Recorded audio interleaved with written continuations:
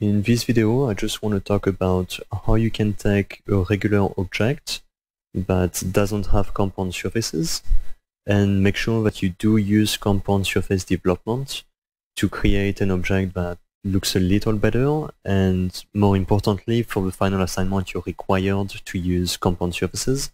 So I'm going to show you how you can build compound surfaces if you haven't done so yet. So in this model, we've got the original model on the left, and on the right, we've got a model which has compound surfaces on the top surface. So the top surface is actually going outwards. It's a convex surface going out. And we're going to quickly go over the steps to go from this object on the left to this object on the right. So basically all I did was select the object as it is and just copy the entire thing. So I'm going to do that, just copy it to the left side. And the first thing I did is change it to a different layers. In this case I changed it to the default layer because it was the correct color that I like to use. So I always use the black color because it's easy to see what's selected and what you're working on. So the second thing I did here was explode everything, and I looked at the fillets, the transitional surfaces. If you show the point, you can see it only has 2 degrees. 2 degrees is the standard fillets. The problem is we want to keep the edge kind of the way it is, but we also want to make sure everything is aligned correctly. And because this is not flat, we're going to need more degrees to be able to get tangency or curvature. So the first thing I did was rebuild these fillets. So I'm going to go in and type in rebuild, and we can rebuild the fillets with more degrees. So we can choose 3 degrees or 5 degrees.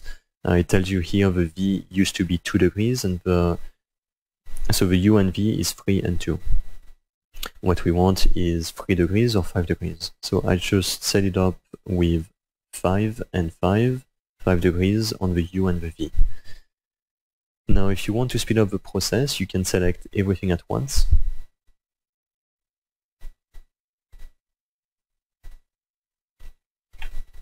Press Enter to repeat the same command, and just press OK. So now we've rebuilt all of these fillet surfaces with 5 degrees on both the U and the V orientation.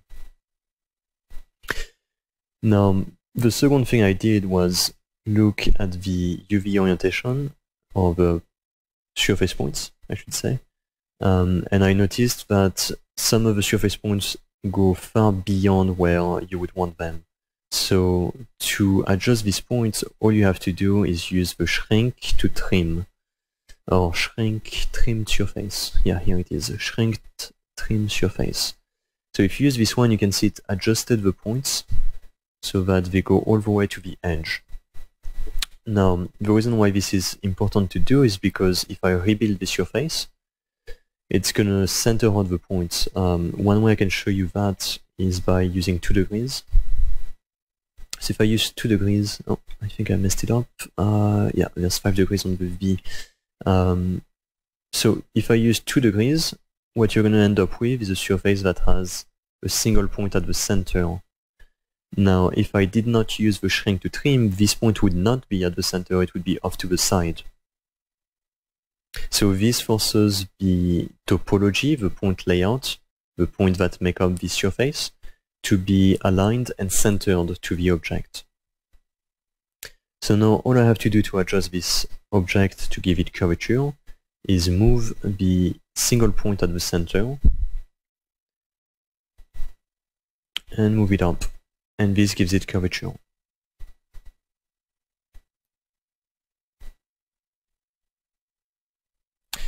Now, for the sake of a demo, I'm going to go really fast, and I'm going to keep it as it is, just scale it out. I can scale it in 2 dimensions.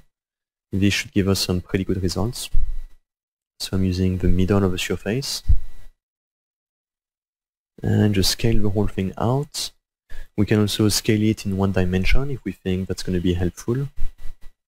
In this case, I think we need to keep it relatively flat so it's not too different from the original edge that we had. So this should do the job. Now we need to trim it, so the way we're going to do that is we're going to duplicate the edges of the surfaces, the fillet surfaces that we originally used. So I'm just going to duplicate all of these edges, and then I'll use the same edges to trim the surface at the top of your object.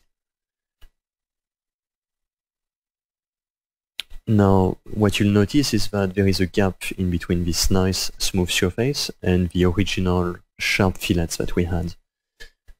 So, to adjust the fillet surfaces to this new surface, basically all we have to do is use the match surface. If you use the match surface, you should be able to adjust these surfaces to this one. Now, one thing that's kind of awkward about this is that the new surface we created has 2 degrees. So if you're adjusting a 5-degree surface to a 2-degree surface, it might have a difficult time doing so because 2 degrees just has different mathematics than 3 degrees or 5 degrees. So what I would recommend doing here is rebuild the 2-degree surface to a 5-degree surface. Now the reason why I used 2 degrees originally was because it's easier to manipulate one point as opposed to manipulating so many points at once, right? So sometimes you want to lower the number of points so that it's easier for you to adjust the surface curvature or the orientation, or if you want it to go sideways for some reason. So it makes it easier when you have less points, but once you're aligning points to another surface, it might be better to increase the number of points to get more control, or in this case to adjust a degree 5 to another degree 5 surface. So that being said, we're just going to jump straight into it and just match all of these fillets to the new trimmed edges. Now, oh, actually I used the wrong property here. I used, let's see, match a surface. Okay, we're matching this edge to this edge. Okay, I'm actually not using the wrong property, I'm just selecting the curve. So if you want to get rid of all your curves, if this happens to you and you just can't get rid of them, or you have too many curves, what you can do is type in SEL. So SEL is for selecting, so you can select everything, you can select a box, a brush, and then you can type in CRV for curve, and you can select all of your curves. And now if you don't want the curves to be visible, you can delete them, or you can simply hide them.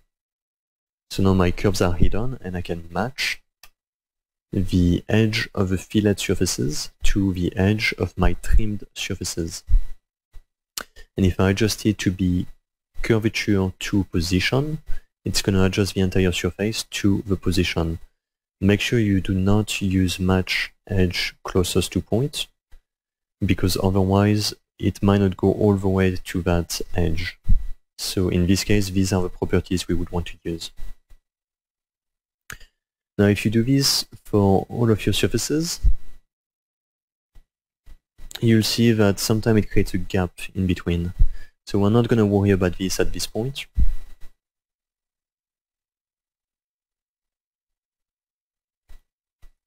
And the reason why we're not going to worry about that is because the next step for us in this process is going to be to delete the corner surfaces. Because we don't need the corner surfaces anymore, because we can use a different feature to fill these gaps. Because we know we have a nice surface here, which is curvature, so all we need to build the missing surface here would be create some kind of sweep. So you can go under your surfaces and sweep 2 rails using the 2 sides, and that's basically it. So you can just keep everything as it is, or if you want to, you can also select it this way, selecting the top and the bottom before selecting the right and left side. And if you do it this way, then you can make sure it's tangent on both the top and the bottom. So we'll go ahead and do this on every one of the sides using the same properties.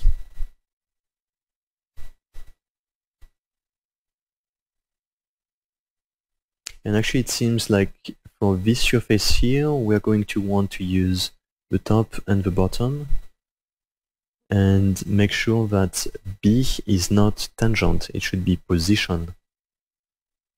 Because if it's tangent, it's going to try to align with the bottom surface, which is flat. Now for the other side, I'm simply going to mirror both of these surfaces to the other side. The reason why I want to do that is because I want to make sure that the object is symmetrical.